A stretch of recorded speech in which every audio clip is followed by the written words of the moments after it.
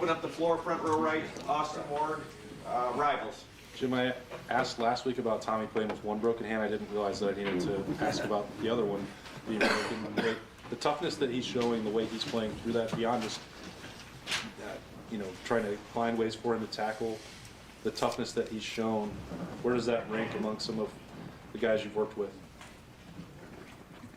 Tommy's as tough as they come, as tough as any player I've been around, and he kind of epitomizes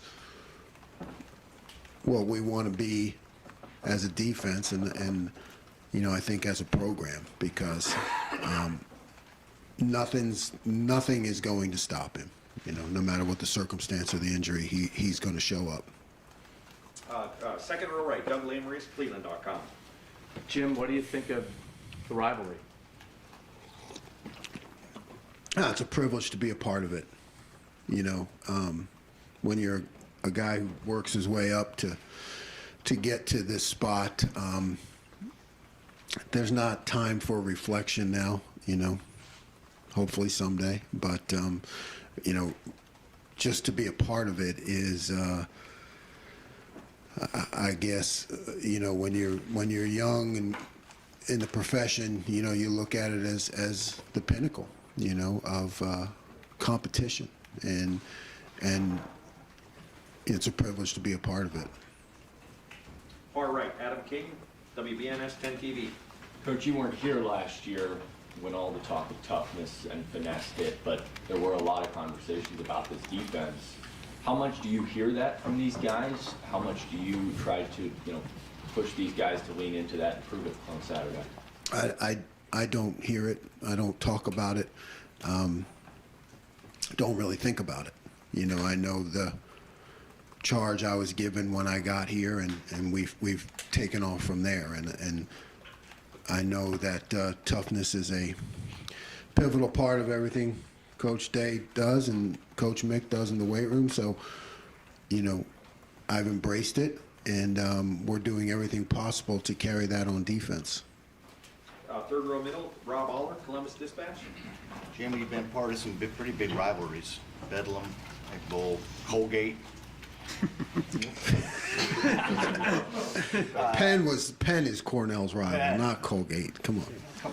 Yeah, Thanksgiving Day, man, for years. Penn. Yeah. How's this stack up for what you see? I know it's early in the week, and I know you guys don't like to compare, but I'm asking you to do so a little bit. Do they all have the same thread through them, whether it's dislike or guys not getting too emotional? How do you handle that, and what have you seen?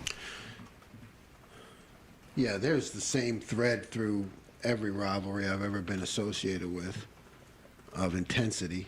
But it's the biggest stage there is. So you just take all that and you ramp it up by 1,000, and you go from there. You do everything you can to stay focused and do your job in the midst of it, because there's a job to do.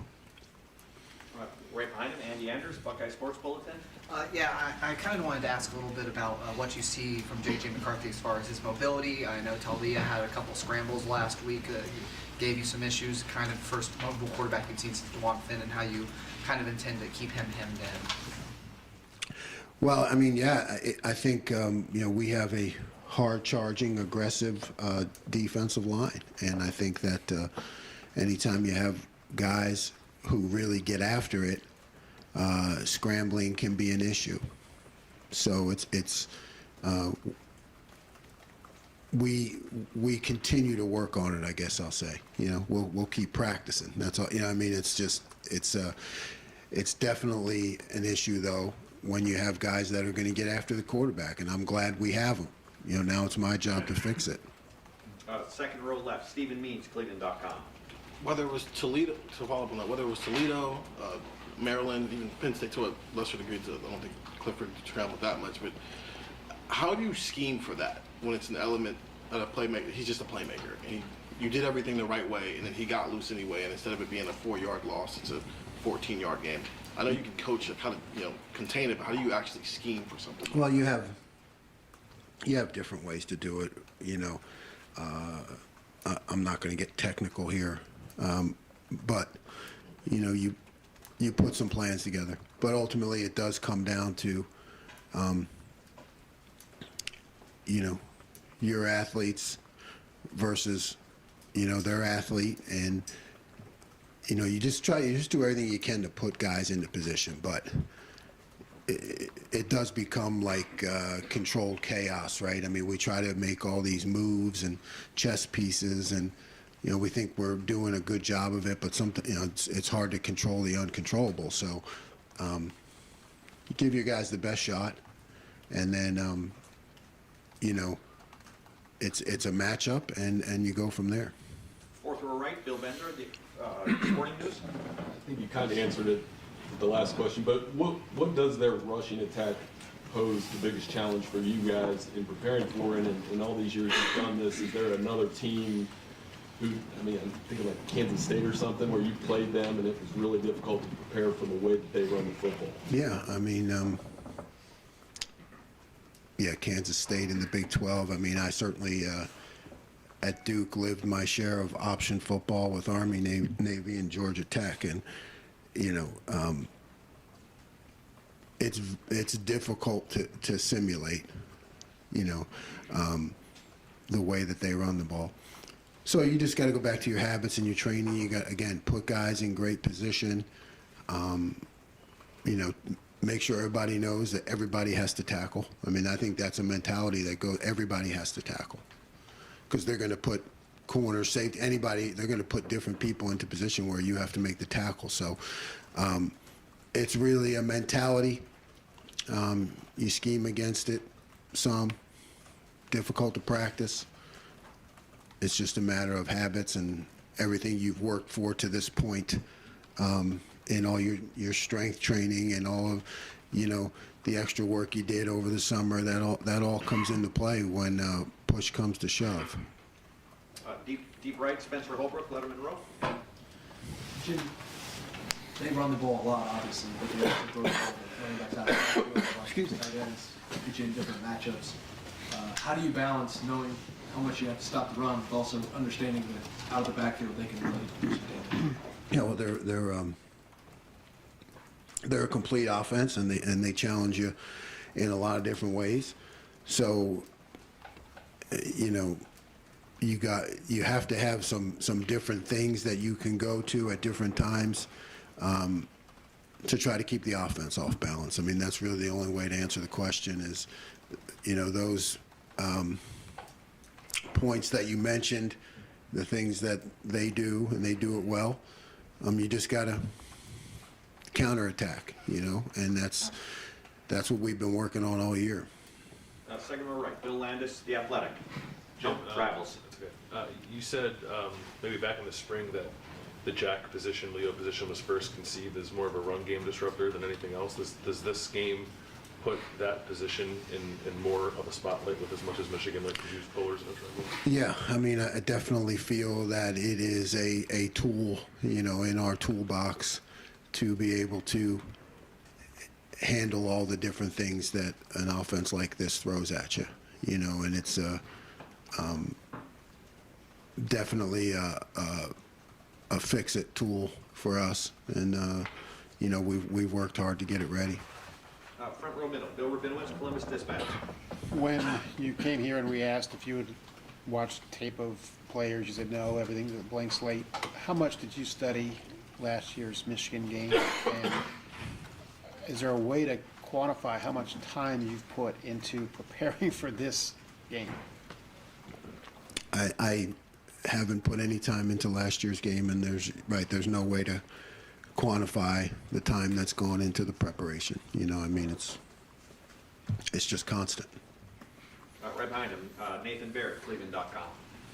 Just stepping back to last week, and I know that Maryland's offense and Michigan's offense very different, but the defense allowed two 75-yard touchdown drives in the second half, but also kind of made some key stops. Just how did you evaluate that performance relative to how you feel this defense is sort of ready for this moment? You know, I thought it was great when we made key stops and plays, and I thought it sucked when we didn't, you know. It's like, it's like, man, that, but the good part about it is, you're right, we were off on some things, and, I see it, we all see it, and we know we have to get better. But the good part is, I think the competitive excellence that Coach always talks about, and the defense has developed that in key situations this year. We have not been perfect. I think we've trended upwards, but when the times have come that we needed to make plays, we have. So I think that's a good sign. Front row, middle. Joey Kaufman, Columbus Dispatch. Jim, considering you were hired just a couple weeks after a loss to Michigan, in a loss where you guys gave up 42 points, what sort of, personal stakes, weight on your shoulders do you feel just going into this game for the first time? The job is the job. It's like I've said before, the process for me is the same. It's just that the expectations are different, so you keep your process and your habits intact because that's what leads you to success. But yeah, you'd have to be numb not to feel it. You feel it, but you stay focused on the moment and what can I do to give us an advantage. That's really the only thing that's always on my mind, right? And for me to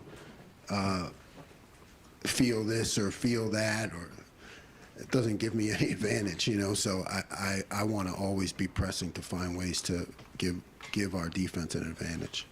Right next door, Tim May, Letterman Room. Yeah, thank you, Jerry. Jim, I'm just wondering, number one, are you perusing everything? Are you and your staff perusing everything to try to find out, is Blake Corum going to play or not? He is a special player. You understand? And then past that, his ability to hit the bounce to the outside, I think, really sets him apart. He's tough and everything else, but what is the key to not getting burned by that? Is it eye control, discipline, whatever? But in a game of this magnitude, how do you keep everybody from running to the fire, if you know what I'm saying? Yeah. First question, we're not spending any time investigating whether he's playing or not, just assuming he's going to play. He's an exceptional back, like you said, very talented. And yeah, it has a lot to do with discipline, and understanding angles and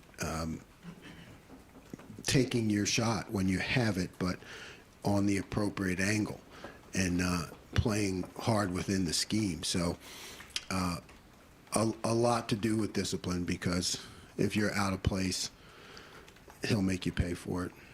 And final questions, fourth row right, Tony Girdman, Buckeye Huddle. You just said, what can you do to give the guys an advantage? It's always the thing that's always on your mind. Where's the most random place where it's been on your mind and you're like, oh, this might do something, like at home, out, like, how often does it come up?